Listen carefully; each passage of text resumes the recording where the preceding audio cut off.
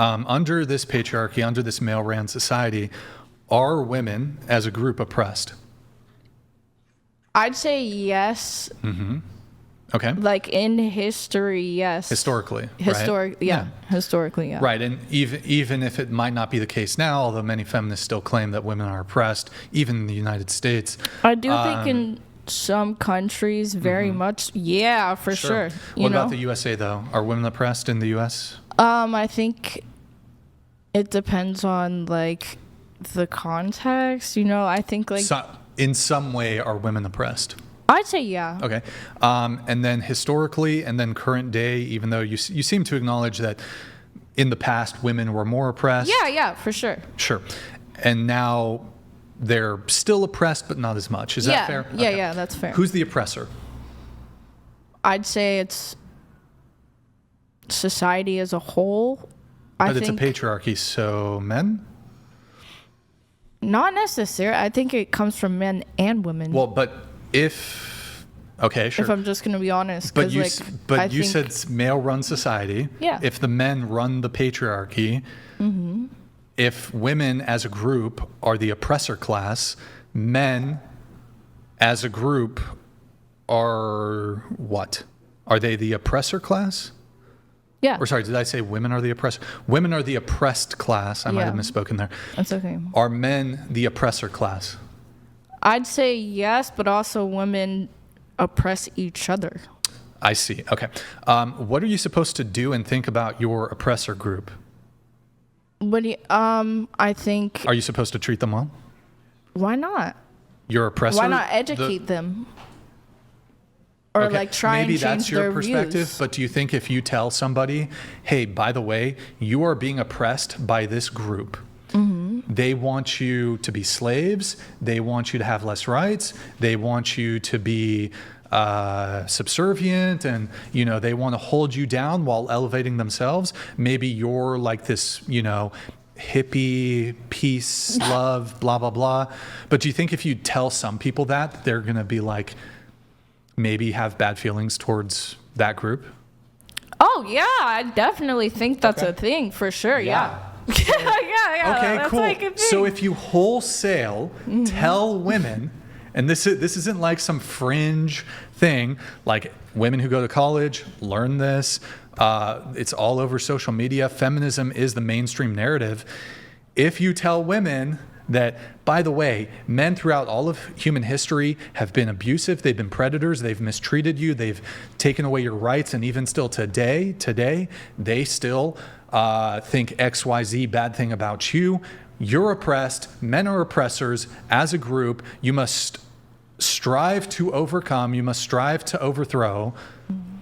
You don't think that, maybe the women are going to not have a really positive attitude towards men? Yeah, but I also think there's a different approach to it. Like if I was genuinely oppressed, genuinely oppressed, not through the framework of like feminism, oh my God, oppression, blah, blah, blah. I would be like, yo, we're slaves. We're going to overthrow these people by any means necessary, even if it means violence. Well, I'm a hippie, but I don't think violence is ever okay, But I'm talking genuine oppression here, not like, not like these sort of vague, like, I really want to be a victim. Like, oh no, a man wants to take care of me and I don't have to work. Oh. What? That's a big story. That's a big component of feminism. Freeing, you've basically fought against this traditional dynamic that men and women used to have. Women were central to the household, taking care of the children. Men went out into the world and worked. Hey, look, I'm fine with women working, but I don't consider like men. I don't consider it necessarily oppression that women didn't have to work and men had to work. Like, in fact, I think that's actually perhaps even more oppressive. But we didn't get the choice. Okay, men didn't have the choice either. Like, you think men back in the day when it was deemed oppressive could be like, you know what? I don't want to work. I just want to rely on a woman. I'll raise the children. Men didn't have a choice either. And women, like if back in the day, they wouldn't entertain that sort of gender dynamic. So women upheld their own, I guess from your purview, their own oppression by refusing to date men that didn't want to work. We weren't allowed to work.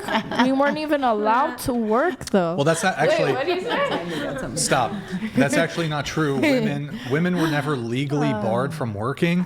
Women could work at any point in human history. We weren't even allowed to get an education. That's not true.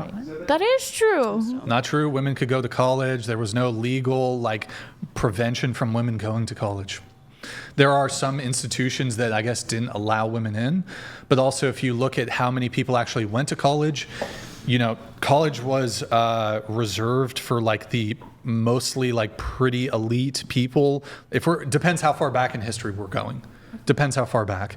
But think about it this way. If back in the day there was a gender expectation for women to get pregnant, and hundreds of years, 100 years ago or whatever, if we look at the mortality rate of women who give birth, just practically speaking, let's say you have one daughter, one son. Mm-hmm.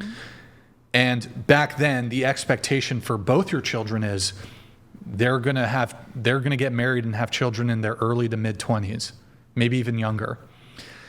If knowing back historically that women did run a risk of death when giving birth to children, should we then invest that money? If you could only send one of your kids to college, mm-hmm. but we know for certain both of them are going to have children, does it make sense to send the person who's more likely to just die while giving childbirth? Does that make sense? That is so morbid. I don't even know how to answer that if I'm going to be real. But hold on. Historically, these are just realistic considerations that people took in terms of how should we invest our money into our children? How should somebody invest their money? And then just beyond that, if the expectation was societally back then, you might say you disagree, but if the expectation was, well, hold on, this woman's going to have 4, 5, 6, 7 children. Let me, as the man who doesn't have to carry the burden of carrying a pregnancy for months, recovering from childbirth, wouldn't it make sense to be you know what, let's send the men to do work and let's set the men up so that they can do that? Wouldn't that make sense societally? I kind of don't think so because I think, I don't know, just women deserve to be as educated as men, especially back in the day, because we're very important to society. So me personally, I'm fine with women having the choice. Yeah. But I don't categorize women, I almost view it as a bit of a privilege that women didn't have to work. Now you've basically found yourselves in situations, and also I don't really understand this. Would you trust relying on a woman for your living?